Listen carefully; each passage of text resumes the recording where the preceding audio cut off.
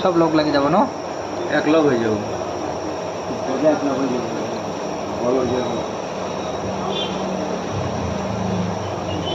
এইফালে অলপ থাকিল নেকি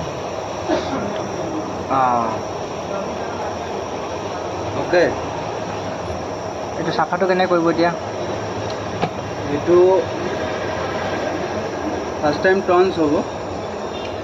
মেচিনত যাব